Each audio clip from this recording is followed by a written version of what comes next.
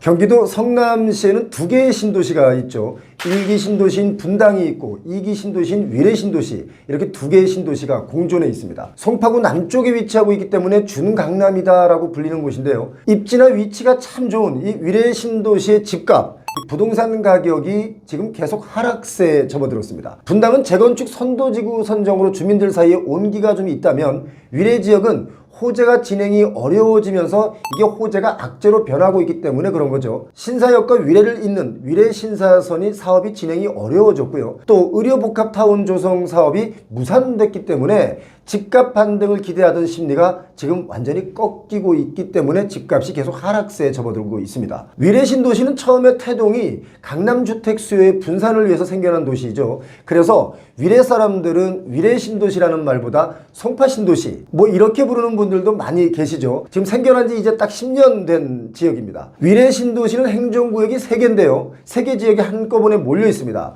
한쪽은 서울 송파구의 장지동, 또 한쪽은 성남시 수정구, 또 이쪽 한쪽은 하남시 하감동 지역이 이렇게 섞여 있습니다. 아파트값 추이를 보자면 성남시 수정구 창곡동 위례 호반 서밋 에비뉴라는 아파트 전용면적 98제곱미터가 지난달 18일에 13억 3천만 원의 손바뀜이 됐습니다. 직전 거래가 4월 달에 있었는데 13억 6,500만 원의 거래가 됐거든요. 비교하자면 딱 한 달 만에 3,500만 원 정도 떨어졌습니다. 살짝 떨어진 겁니다. 그런데 바로 그 옆단지 위례 자이 전용 101제곱미터의 경우 16억 4,500만 원에 팔렸는데 이 아파트는 지난 2월 달에 17억 5천만 원에 팔렸습니다. 그러니까 한 3개월 만에 1억 500만 원 정도가 하락돼서 거래가 된 겁니다. 위례 집값이 이렇게 약세를 보이는 이유 크게 두 가지를 볼 수 있습니다. 교통망 개선에 기대를 모았었던 그 위례 신사선, 보통 위신선이라고도 말을 하는데 이게 지금 좌초 위기에 처해져 있습니다. 진행이 안 되는 거예요. 위례 주민들의 수건이던 대형 의료 복합 타운도 이게 좀 조성이 무산됐죠. 자, 먼저 교통 얘기해 보겠습니다. 사실 위례와 같이 2기 신도시인 뭐 판교, 광교 뭐 이런 지역은 신분당선이 도시 중심부를 지나고 있기 때문에 교통 편리성을 잘 갖추고 있는데 입주한 지 10년이 된 이 위례 신도시 쪽에는 도시 중심부를 지나는 지하철이 아직도 그냥 예정 중에 있습니다. 10년 내내 예정 중인 거죠. 자, 2년 전에 지하철 8호선 남위례역이 개통이 됐습니다. 그런데 위례 신도시 제일 남쪽 끝에 이렇게 위치해 있기 때문에 잠실 위례, 또 하남시 위례 아파트 단지에서는 여기 이용이 좀 불편합니다. 또 서울로 가는 버스의 경우도 배차 간격이 좀 아쉽습니다. 그래서 자차로 서울을 이동하시는 분들이 많이 계신데 정체 구간이 있기 때문에 거리에 비해서 시간이 많이 지체됩니다. 자, 물론 도심을 가로지르는 위례 트램이 지금 공사 중이긴 합니다. 25년 정도의 개통이라고 하는데 그런데 교통 문제 해결의 핵심이라고 할 수 있는 이 위신선 아직 첫 삽도 못 두고 분위기는 좌초가 되는 분위기입니다. 위신선 건설에 컨소시엄 참여했던 그 기업들이 이제 못하겠다 이렇게 포기 의사를 밝혔기 때문에 위신선이 좀 앞으로 불투명해졌습니다. 그리고 역시 제가 또 말씀드렸던 의료복합타운 조성도 길병원, 또 미래에셋 컨소시엄이 서울주택도시공사의 용지 매입 중도금을 내지 못했습니다. 그래서 역시 이것도 무산됐습니다. 부동산 프로젝트 파이낸싱, PF 시장이 위축되어 있죠. 그리고 의료 공백으로 인해서 병원들의 재정 상황이 더 악화되면서 한 3천억 원 규모의 브릿지론 조달에 실패한 겁니다. 이렇게 되니까 집값이 다시 급등할 거라고 믿었던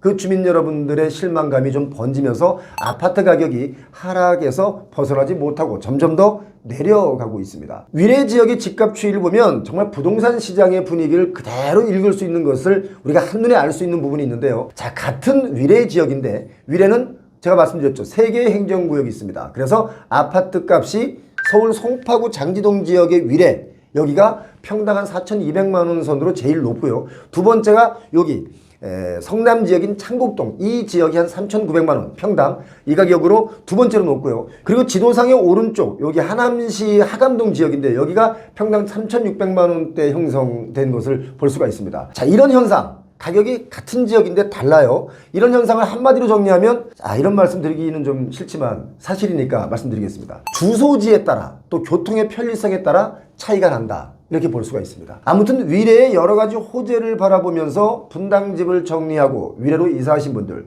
또 심지어 서울의 집을 정리하고 위례가 위치가 좋다 해서 이사하신 분들 아주 많이 계셨는데요.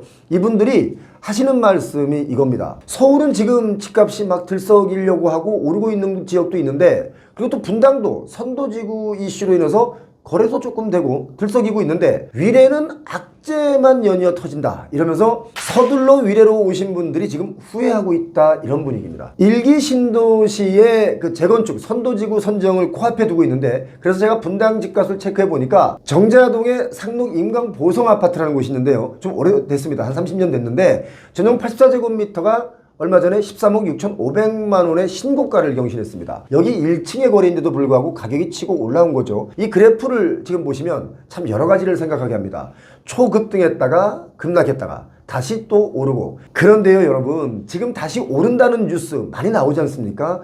100%는 아니라는 거, 이걸 꼭 기억하셨으면 좋겠습니다. 같은 아파트라고 하더라도 올라서 거래가 되는 것도 있고 또 심지어 내려서 거래가 되는 것도 있습니다. 아직 반반입니다. 제가 오늘 위례신도시 집값의 추이와 또 위신선이 지금 17년째 진행될 듯 하면서 계속 난항을 겪고 있는 이야기를 해드리면서 집값을 얘기해드렸는데, 문제는 수도권에서 이런 곳이 꽤 많다는 겁니다. 위례신사선이 진행이 안 되는 것처럼 제2의 위례신사선 사례가 속출할 수 있습니다. 이미 10년 전에 공사가 시작됐어야 할 그 지하철 사업이 공사비 갈등 문제 여러 가지 일들로 인해서 아직 계약조차 체결하지 못하고, 또 관할 지자체끼리 협의가 끝났는데도 불구하고 다른 지자체가 들어와서 야 이거 노선을 좀 변경해 주세요 하는 이렇게 요구하면서 진통을 겪는 경우가 많이 있습니다. 그래서 점점점 늦어지고 있죠. 자, 개통이 늦어지는 곳들의 예를 한번 들어보겠습니다. 현재 추진 중인 수도권 광역교통망 중에서 가장 오랫동안 지체되는 프로젝트로 서울 은평구와 관악구를 잇는 서부선이 있습니다. 세전역에서 서울대 입구역까지 가고 있죠. 노선 계획을 확정 발표할 당시에는 목표 개통 시점이 언제였냐? 2017년이었습니다. 지금 7년이 지났습니다. 아직 첫 삽도 못 두고 있죠. 이미 17년에 개통했어야 할 내용인데 진행이 안 되고 있다 이겁니다. 공사 기간을 감안해서 보면 2011년, 12년엔 착공이 됐어야 되겠죠. 그런데 지역 주민들이 민원을 많이 넣으면서 2015년에는 서울대 입구역까지 연결되는 노선으로 계획이 바뀌었습니다. 자꾸 바뀌는 거죠. 그리고 그 이후에 민자 적격성 조사를 통과하기까지 또 한 5년이 걸렸습니다. 그래서 어찌어찌 해서 아무튼 2023년에 착공을 해서 2028년에 개통하기로 변경이 됐습니다만, 이 역시 공사비를 두고 또 서울시와 시공사인 두산건설 컨소시엄 사이에서 협의가 이게 좀 늦어지면서 아직 본계약도 체결하지 못하고 있는 것이 지금 이 현실입니다. 어찌어찌 잘 돼서 올해 본계약을 맺는다 하더라도 세부 설계 또 공사에 걸리는 기간을 감안한다면 한 2030년은 돼야 이게 개통이 가능할 전망이다, 이렇게 보이죠. 녹록하지가 않습니다. 자, 그리고 송파 하남선도 있습니다. 3기 신도시인 하남 교산 신도시, 그리고 송파구 오금역을 연결하는 송파 하남선 지하철 3호선 연장인데요. 애초에 계획은 2023년에 공사를 시작해서 신도시 입주 시점인 2027년에 맞춰서 28년에 개통을 목표로 했습니다만, 역시 여기서 또 경전철을 신설하자는 정부와 또 지하철 노선을 연장하자는 하남시의 의견을 조율하는 데만 또 2년의 시간이 지났습니다. 문제는 아직도 착공조차 못하고 있다는 겁니다. 자, 최대한 빨리 착공을 한다 쳐도 역시 뭡니까? 2030년 이후에나 개통이 될 전망입니다. 그리고 이 문제 제가 여러 번 말씀드렸었는데요. 지하철 연장 중에는 가장 심각한 문제이기도 합니다. 경기도 김포 그리고 인천 주민들의 수건 사업이라고 할 수 있는 지하철 5호선 연장도 마치 곧 될 것처럼 말하지만 이건 역시 계속 지지부진한 상황으로 이어지고 있습니다. 2018년부터 공식적으로 사업이 추진됐죠. 그런데 서울시가 지하철 연장의 조건으로 강서구에 있던 건설 폐기물 처리장을 이 지역으로 옮기자라고 요구를 하면서 이것이 이제 인근 지자체에 불만이 생기면서 이게 또 길어지고 있습니다. 그런데 2022년 11월 2년 전에 1년 반 전에 서울시와 강서구, 김포시 간에 업무 협약을 맺으면서 사업이 좀 빠르게 진행되는 거 아닐까 또 이렇게 기대도 했었는데요. 이 역시 김포와 붙어있는 인천 서구가 잠깐 이거 우리도 좀 끼워주세요, 노선 변경해주세요 라고 하면서 역시 아직도 결론을 못 내리고 있습니다. 그래서 또 길어지고 있습니다. 곧 진행될 것 같지만 계속된 좌초로 이게 뭡니까? 결국은 지역 주민들의 희망 고문이 된 지 이미 너무 오래됐습니다. 이렇게 사업이 발표되고 또 진행이 안 되는 상황에서 그거를 진짜 믿고 입주를 하신 분들이 실망 매물들이 지금 많이 쏟아지고 있죠.